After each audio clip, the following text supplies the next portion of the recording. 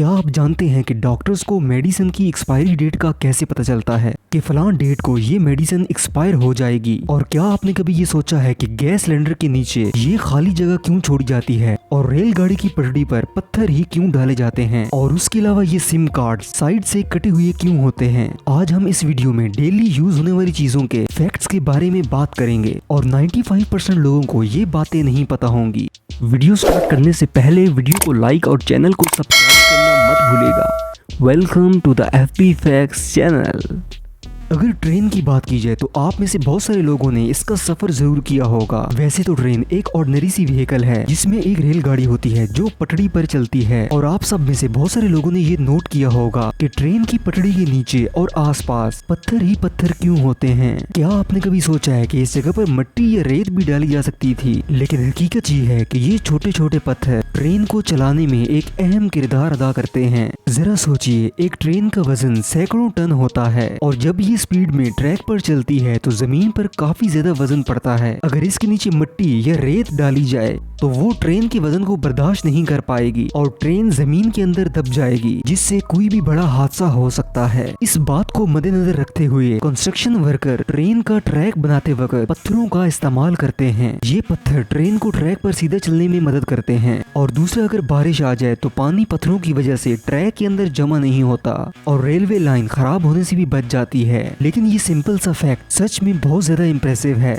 इस बात में कोई शक भी नहीं है कि मोबाइल चाहे जितना महंगा हो, अगर उसमें सिम न हो तो वो किसी काम का नहीं है। क्योंकि सिम कार्ड एक ऐसी चीज है जिसके बगैर ना तो हम कॉल कर सकते हैं और ना ही मैसेज और ना ही मोबाइल इंटरनेट यूज कर सकते हैं। पहले मोबाइल सिम्स बड़े साइज की होती थी, लेकिन अब माइक्रो सिम बनाई जाती हैं। और आप सबने नोट किया होगा कि सिम की एक साइड पर हमेशा कट लगा होता है। वैसे तो ज्यादा लोग सिम कार्ड के कटे हुए कोने पर ध्यान नहीं देते क्योंकि इनको लगता है कि ये सिम का डिजाइन या स्टाइल होगा, लेकिन इसका हरगिज ये मतलब नहीं है। इस कट का बहुत अहम पर्पस है। असल में जब हम किसी मोबाइल में सिम कार्ड डालते हैं तो ये कट हमें सिम को करेक्ट वेव में डालने में हेल्प करता है। जस्ट इमेजिन, अगर सिम में ये कट ना लगा हो तो हमें पता कैसे लगेगा कि इसे किस डायरेक्शन में स्लॉट में रखना है और सिम की कौन सी साइड कहाँ पर आनी चाहिए। लेकिन जब हम इस कट को फॉलो करते हैं तो सिम आसानी से मोबाइल में इंटर हो जाती है और हमें सिम को बार बार बाहर निकालने की जरूरत नहीं पड़ती। आप सबके घर में एक न एक एक्सटेंशन लीड या इलेक्ट्रिक स्विच वगैरह जरूर होगा, लेकिन क्या आपने कभी नोट किया है कि कुछ इलेक्ट्रिक स्विच की स्टिक पर कुछ ऐसे कट लगे होते हैं? ये कट हर स्विच पर नहीं होते, लेकिन मखसूस स्विचेस पर लगाए जाते हैं। लेकिन सवाल ये पैदा होता है कि आखिर इन कट्स को लगाने की वजह क्या है?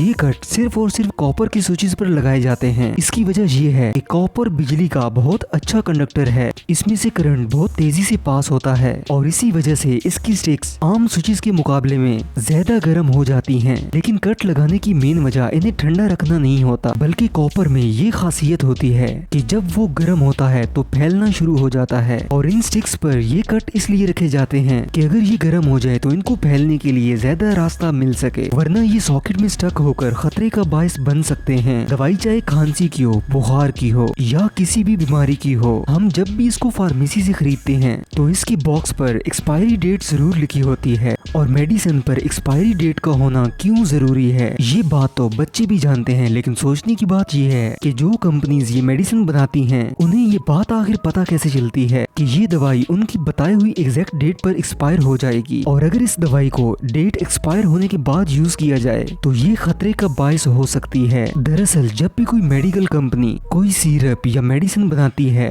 तो सबसे पहले इसका एक सैंपल बनाया जाता है और इस सैंपल को लैब में टेस्ट करने के बाद एक मखसूस प्रोसेस से गुजारा जाता है जिसे शेल्फ लाइफ स्टडीज कहते हैं। इस प्रोसेस में मेडिसिन को एक टेम्परेचर में रखा जाता है और फिर हर कुछ मिनट्स के बाद इसकी इफेक्टिवनेस को चेक किया जाता है। फिर एक टाइम आता है जब दवाई असर करना बिल्कुल छोड़ देती है और या फिर बुरा रिएक्शन करना शुरू कर देती है। इस मरहले में एक्सपर्ट को मेडिसिन की एक्सपायरी डेट का पता चल जाता है और इस बात से अंदाजा लगाया जाता है कि कितने अरसे में ये मेडिसिन एक्सपायर हो जाएगी। आप में से बहुत सारे लोगों घरों में गैस सिलेंडर इस्तेमाल होते होंगे। इवन बहुत सारे गाँव ऐसे हैं जो अभी तक सिलेंडर्स पर गुजारा कर रहे हैं। और अगर आप इस सिलेंडर को गौर से देखेंगे तो आप भी इस चीज को नोट करेंगे कि उनके बॉटम में इस तरह की स्पेस जरूर होती होती है। ज्यादातर लोग इन होल्स या स्पेस पर ज्यादा ध्यान नहीं देते। इनको लगता है कि शायद सिलेंडर का डिजाइन ही ऐसा होता है, लेकिन ऐसा बिल्कुल नहीं है। असल में सिलेंडर के नीचे ये गैप एक खास मकसद के लिए रखे जाते हैं। बाज दफा ऐसा होता है कि सिलेंडर के नीचे पानी जमा हो जाता है या फिर इसे किसी नमी वाली जगह पर रखना पड़ जाता है, तो इस वजह से सिलेंडर की नीचे वाली साइड पर जंग लगने का खतरा होता है, जिससे गैस भी लीक हो सकती है। और ये होल्स सिलेंडर के बॉटम से हवा के गुजरने का रास्ता होते हैं, जिसकी वजह से इन पर नमी नहीं आती। और दूसरा, अगर खुदा ना खास्ता सिलेंडर के नीचे से गैस लीक हो रही हो, gas Aahista Aahista in whole से बाहर आ जाती है और सिलेंडर फटने का खतरा कम हो जाता है। ये रियली बहुत यूजफुल होते हैं। आप में से अक्सर लोग क्रेडिट या डेबिट कार्ड इस्तेमाल करते होंगे और आजकल तो छोटी छोटी दुकानों पर भी ये सहूलत मौजूद है। लेकिन अगर आप एक परमानेंट कार्ड यूजर हैं तो आपको ये बात पता होगी कि कुछ अर्सा पहले जो डेबिट कार्ड इशू किए जाते थे उन पर कार्ड्स नंबर उभरे हुए होते थे, लेकिन आजकल हम जो डेबिट कार्ड यूज करते हैं इनके ऊपर लिखे हुए नंबर बिल्कुल फ्लैट होते हैं।